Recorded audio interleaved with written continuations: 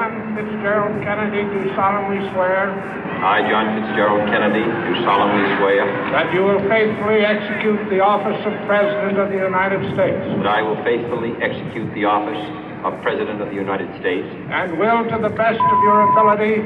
And will, to the best of my ability. Preserve, protect, and defend the Constitution of the United States. Preserve, protect, and defend the Constitution of the United States. So help you God. So help me God.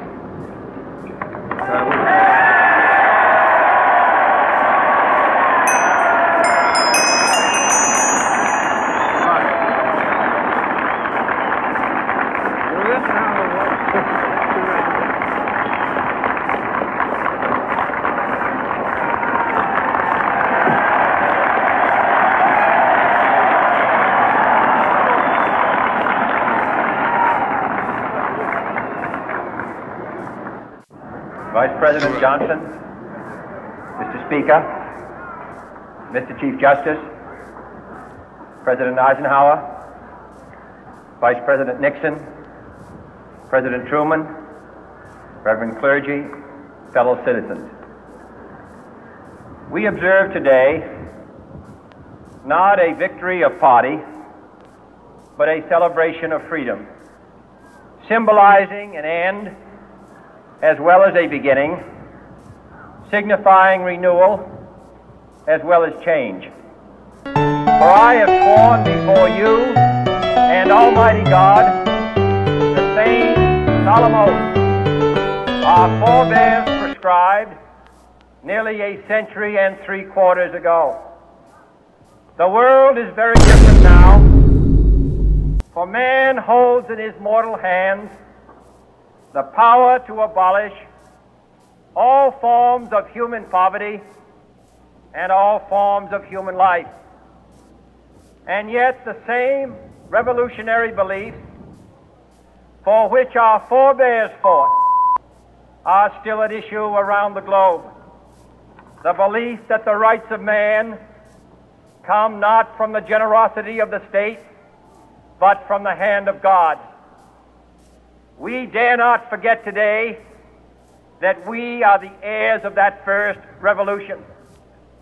Let the word go forth from this time and place to friend and foe alike that the torch has been passed to a new generation of Americans born in this century, tempered by war, disciplined by a hard and bitter peace, proud of our ancient heritage, and unwilling to witness or permit the slow undoing of those human rights to which this nation has always been committed and to which we are committed today at home and around the world.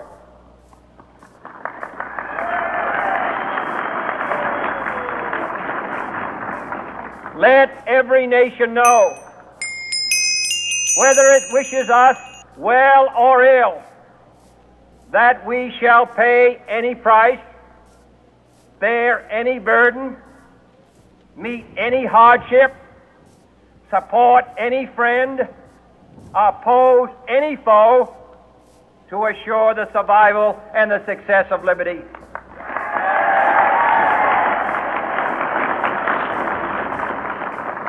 This much we pledge and more. To those old allies whose cultural and spiritual origins we share, we pledge the loyalty of faithful friends. United, there is little we cannot do in a host of cooperative ventures. Divided, there is little we can do, for we dare not meet a powerful challenge at odds and split asunder. To those new states whom we welcome to the ranks of the free, we pledge our word that one form of colonial control shall not have passed away, merely to be replaced by a far more iron tyranny. We shall not always expect to find them supporting our view, but we shall always hope to find them strongly supporting their own freedom, and to remember that in the past, those who foolishly sought power by riding the back of the tiger ended up inside.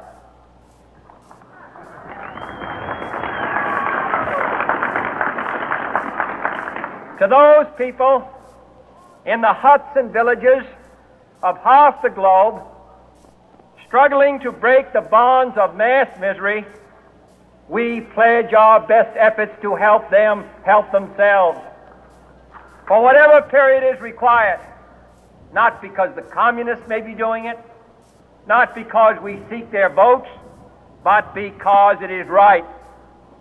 If a free society cannot help the many who are poor, it cannot save the few who are rich.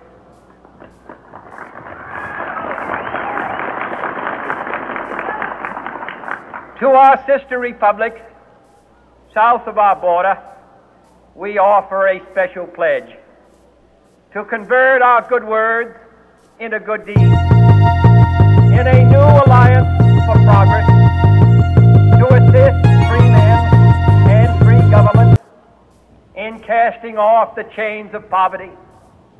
But this peaceful revolution of hope cannot become the prey of hostile powers.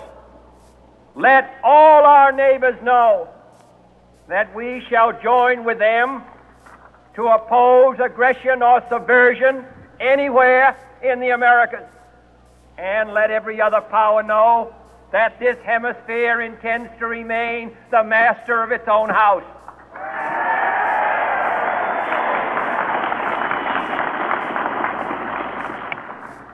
To that World Assembly of Sovereign States, the United Nations, our last best hope, in an age where the instruments of war have far outpaced the instruments of peace, we renew our pledge of support to prevent it from becoming merely a forum for invective, to strengthen its shield of the new and the weak, and to enlarge the area in which its writ may run.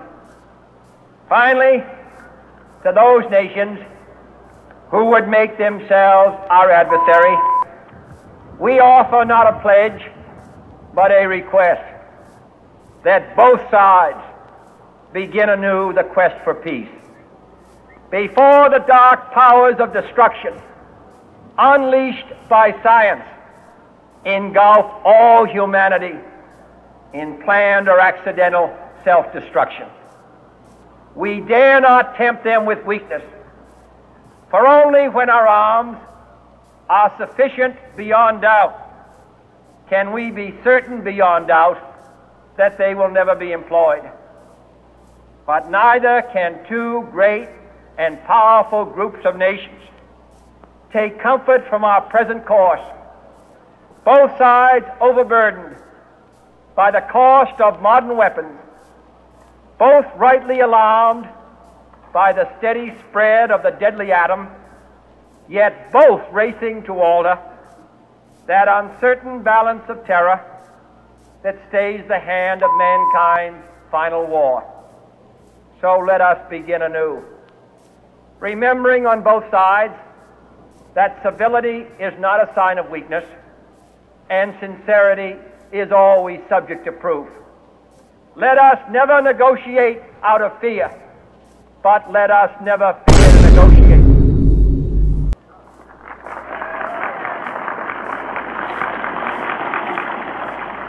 Let both sides explore what problems unite us, instead of belaboring those problems which divide us.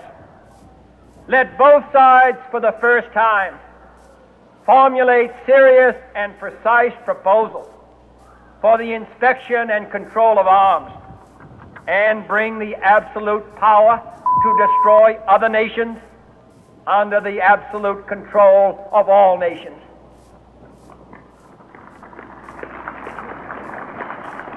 Let both sides seek to invoke the wonders of science instead of its terrors. Together let us explore the stars, conquer the deserts, eradicate disease, tap the ocean depth, and encourage the arts and commerce. Let both sides unite to heed in all corners of the earth the command of Isaiah to undo the heavy burden and let the oppressed go free. And if a beachhead of cooperation may push back the jungle of suspicion, let both sides join in creating a new endeavor, not a new balance of power, but a new world of law, where the strong are just and the weak secure and the peace preserved. All this will not be finished in the first 100 days, nor will it be finished in the first 1,000 days, nor in the life of this administration, nor even perhaps in our lifetime on this planet. But let us begin.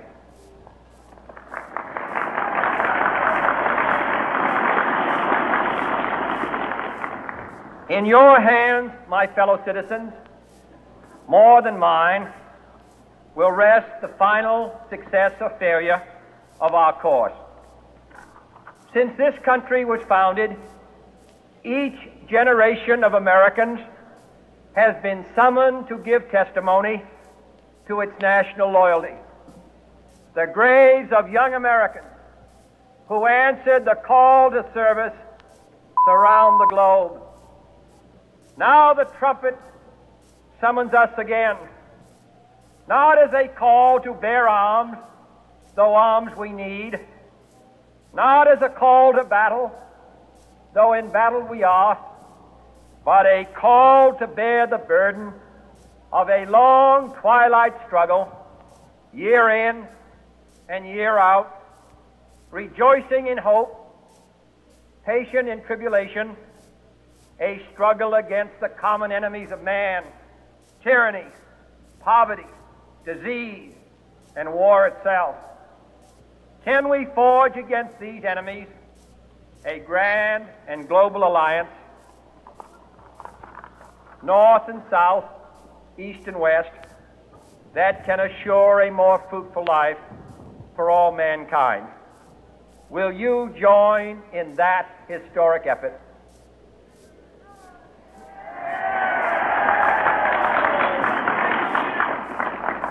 In the long history of the world, only a few generations have been granted the role of defending freedom in its hour of maximum danger. I do not shrink from this responsibility. I welcome it.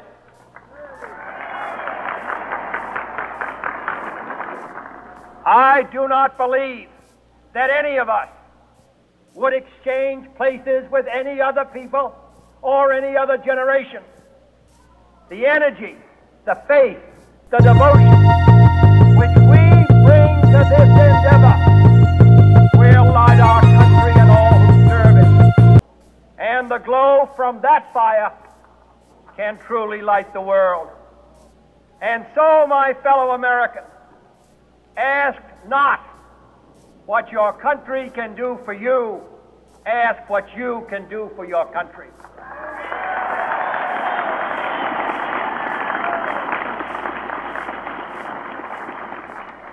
My fellow citizens of the world, ask not what America will do for you, but what together we can do for the freedom of man.